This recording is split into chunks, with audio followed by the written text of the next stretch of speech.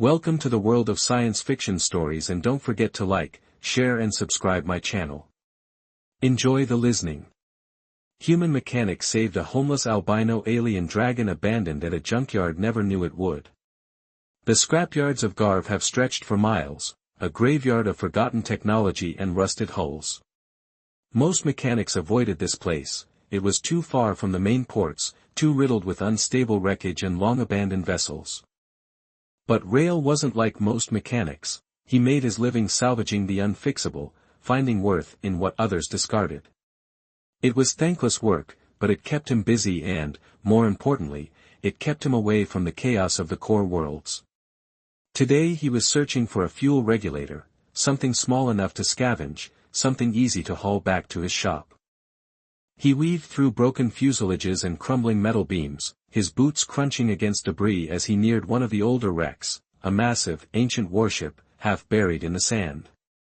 It was a relic from a war long forgotten, its hull pitted with age, vines creeping up where nature had started reclaiming it. RA had been here before, but never deep enough to risk the unstable framework. Today, though, something caught his attention, a sound. It was faint, barely noticeable beneath the shifting winds, but it was there, a low, shuddering breath. RA frowned, adjusting the strap of his tool bag. There was nothing alive out here, the scrapyards were a graveyard, and anything that had moved had long since rusted over. And yet, he heard it again, a slow, pained exhale. His instincts told him to turn around. He had seen too many mechanics disappear, and places like this swallowed by collapsing metal or torn apart by old security drones still clinging to their last orders. But curiosity was a stubborn thing, and against his better judgment, RA took a step forward. He ducked beneath a twisted beam, easing himself deeper into the wreckage. The air smelled of dust and oil, thick with the weight of time. His flashlight flickered against the corroded walls, scanning for any sign of movement. Then he saw it. Nestled beneath the broken skeleton of the ship, half hidden by debris and the curve of the hull, lay a creature he had only ever heard about in old spacer legends, a dragon. Not the fire-breathing kind of human myths, but something far older, far more alien. Its scales shimmered with hues of deep indigo and fractured gold, shifting in the light like liquid metal. Its massive wings were curled around its body, shielding it like a cocoon, and it was covered in grime, in rusted chains, and overgrown barnacle-like formations, as if it had been trapped here for years. RA inhaled sharply. The dragon stirred, its breath was ragged. Then, slowly, with effort that seemed to pain it, one massive eye cracked open. It was the color of dying stars, and it was looking right at him. RA froze.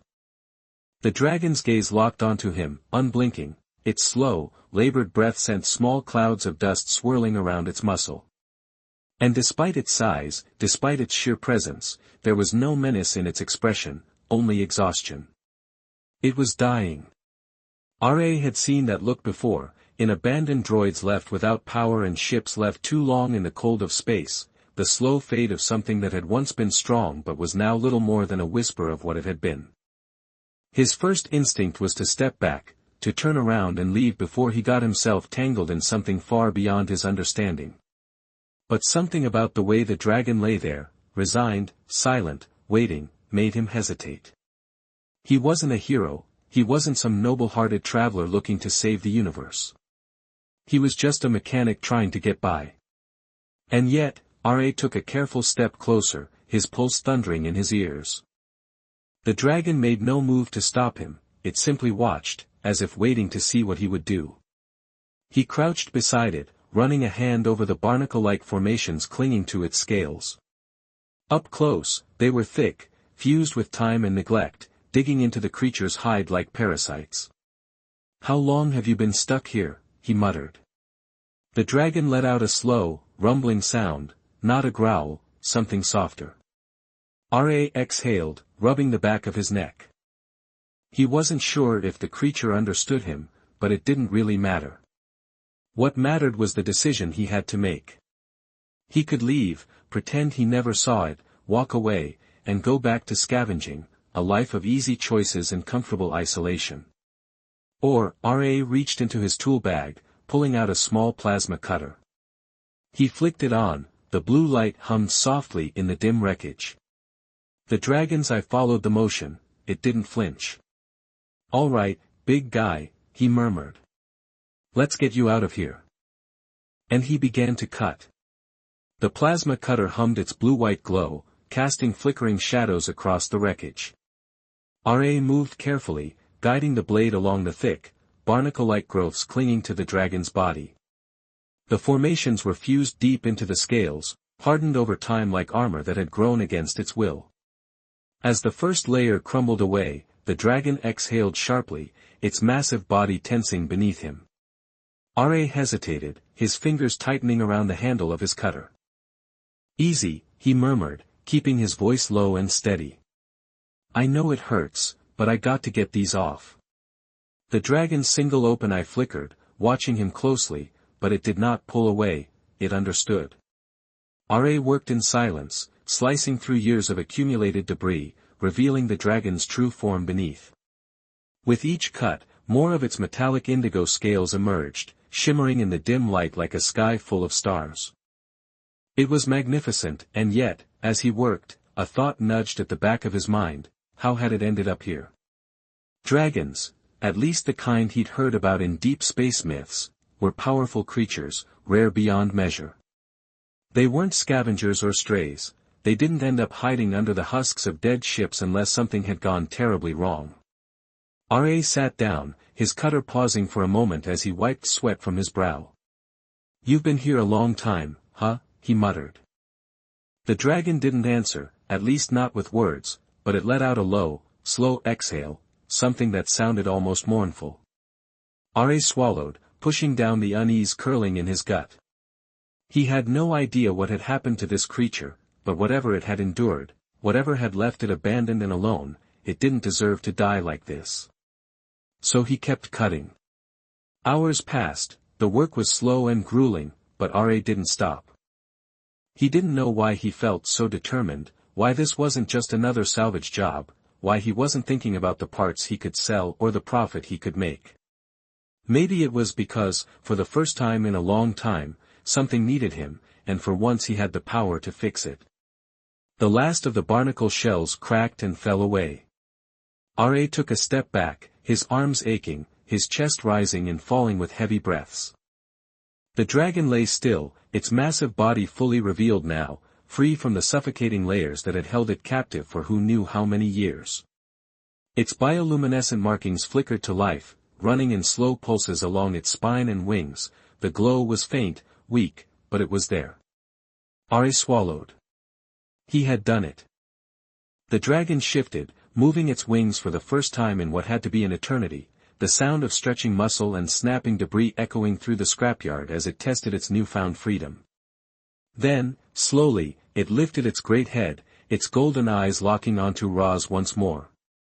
For a moment, neither of them moved. Then, with a slow, deliberate motion, the dragon unfurled its wings fully. R.A. barely had time to react before a sudden shock wave pulsed through the air, sending dust and debris flying.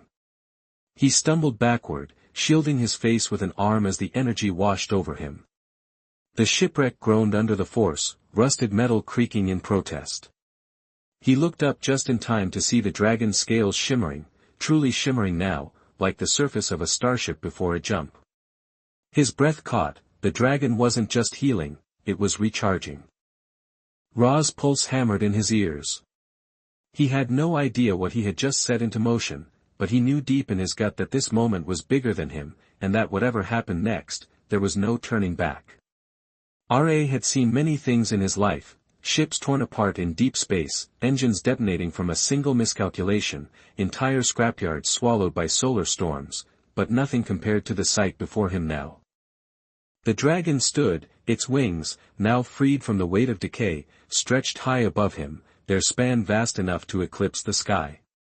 Light pulsed beneath its scales, a slow, rhythmic glow that radiated power unlike anything R.A. had ever seen. He took a cautious step back, his breath uneven. "Easy, big guy," he muttered, hands raised instinctively. "You're all right."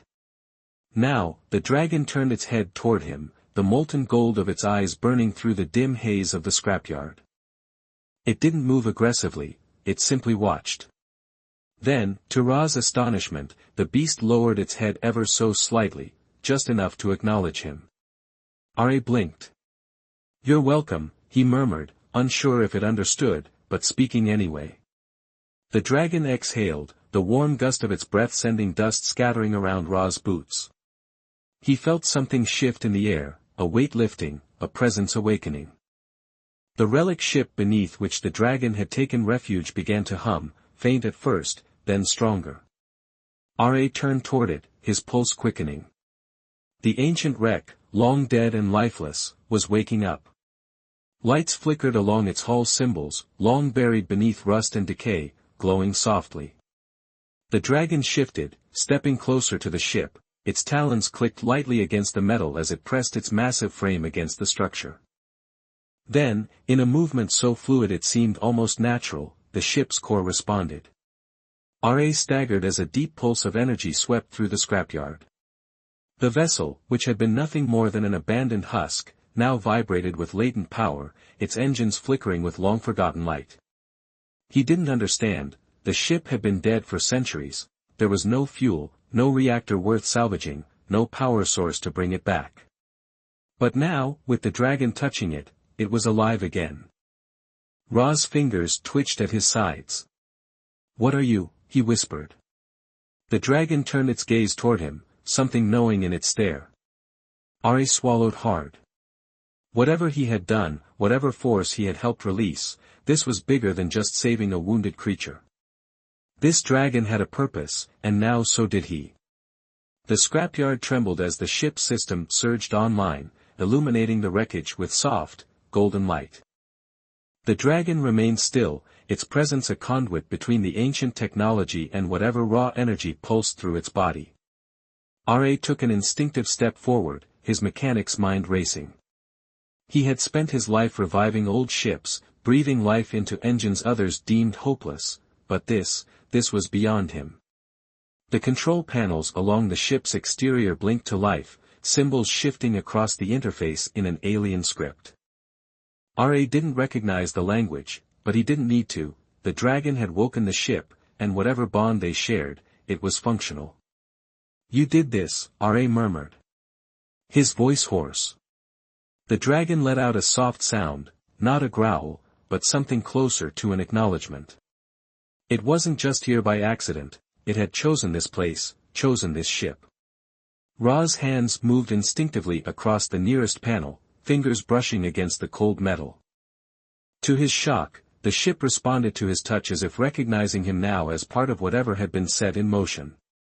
The main thrusters hummed, dust lifting into the air as propulsion systems struggled against centuries of stillness. The hull groaned, but it held. Ra barely had time to process what was happening before the dragon moved again. With a powerful beat of its wings, it leaped onto the upper hull of the ship, its claws gripping the surface with practiced ease. Its body coiled as it lifted its head skyward, its markings pulsing in perfect rhythm with the ship's systems. Then the energy in the air shifted. Ra's heart pounded as the realization hit him, the dragon wasn't just connected to the ship, it was the key to flying it. A surge of light erupted from beneath the vessel, the landing thrusters flared to life, metal groaned, struggling against gravity, and then, inch by inch, the ship began to rise. Ra's breath caught. The dragon let out a low, echoing call, wings unfurling as it lifted its gaze toward the stars. The sound resonated through the scrapyard, vibrating through Ra's very bones. It was ready to leave, and it was waiting for him. Ra's hands clenched. The scavenger in him whispered to stay behind, to let the ship go, to walk away and return to the life he knew. But the part of him that had spent years fixing dead machines, dreaming of something more, knew this was his chance. His fingers tightened around the edge of the ship's hull. He took a deep breath, and then, without hesitation, he climbed aboard.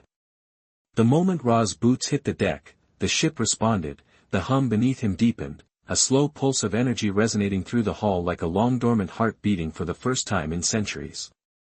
The dragon remained perched atop the ship, its great wings outstretched, its bioluminescent markings glowing in harmony with the vessel's awakening systems. Wind howled through the scrapyard as the thrusters fired again, stronger this time, and the ship lifted further. The rusted metal of its ancient frame trembled as it fought against gravity's hold, dust and loose debris scattered in every direction, the air thick with charged energy. R.A. didn't hesitate. He sprinted toward the open hatch, gripping the edge as he hauled himself inside. The interior was a maze of ancient corridors, dim lights flickering as power returned to the ship's veins. It smelled of dust and time, the air thick with the weight of abandonment, but the walls hummed with renewed life. He found what looked like the main control room, once a command center now covered in layers of grime. The panels blinked erratically, the alien script scrolling too fast for him to understand. "All right," he muttered, running a hand through his hair. "I woke up for a reason. Let's figure out what you need from me." He placed his hands on the console. Instantly, the ship recognized him. Symbols shifted, screens adjusted, and a wave of energy coursed through the floor. The interface realigned, shaping itself into something R.A. could almost interpret, not through language, but through instinct.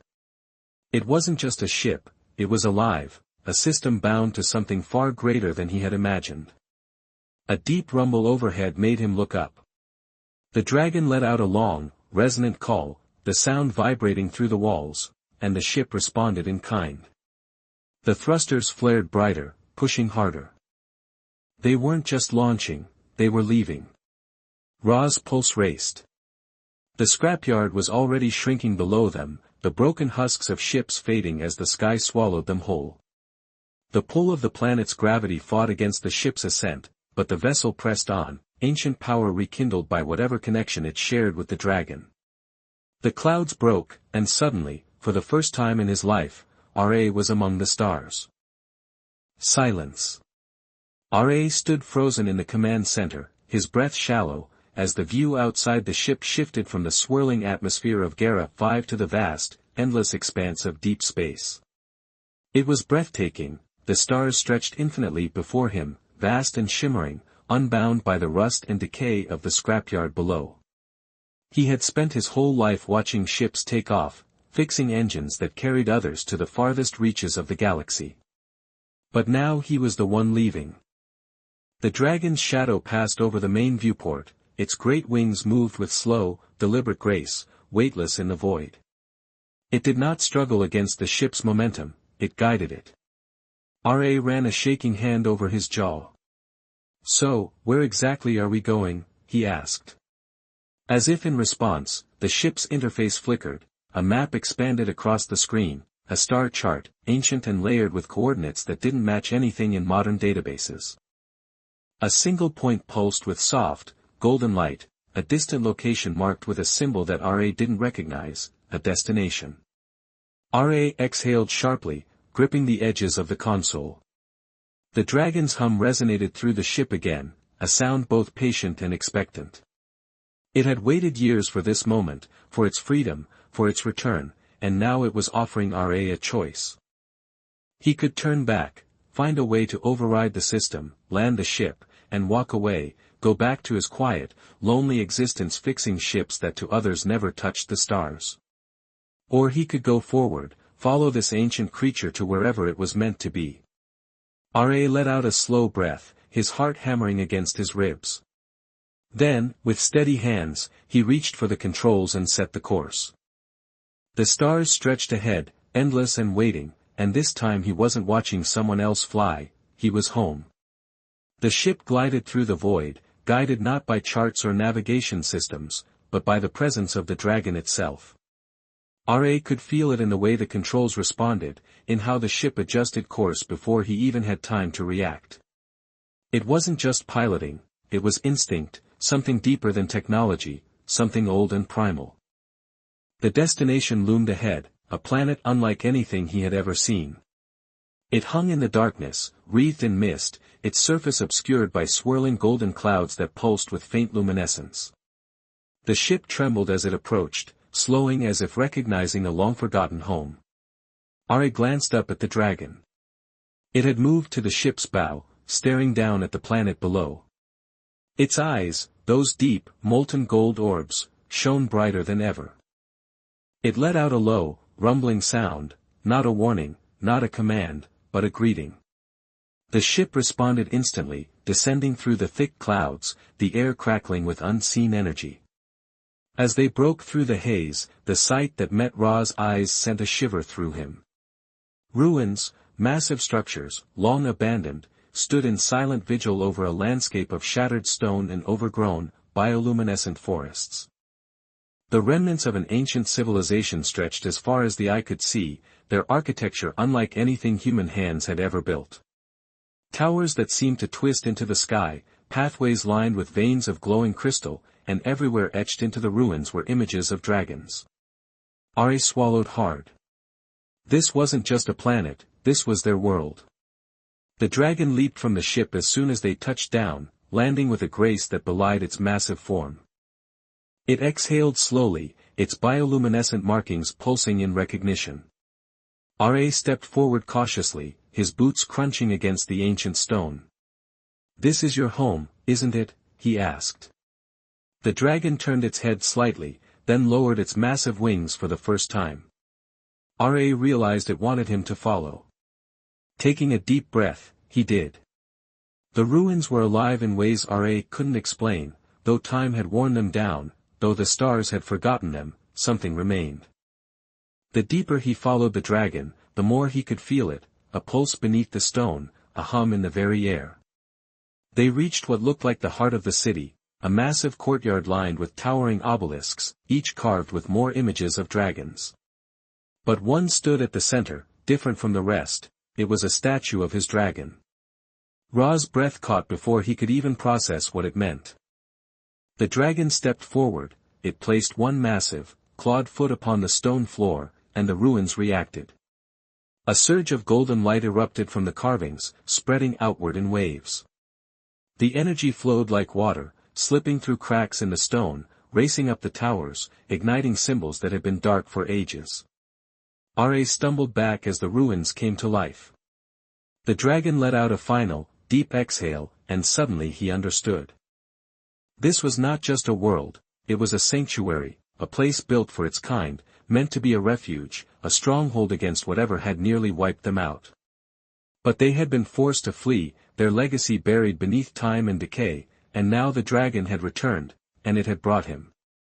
Ra felt the energy wrap around him, a warmth seeping into his very bones.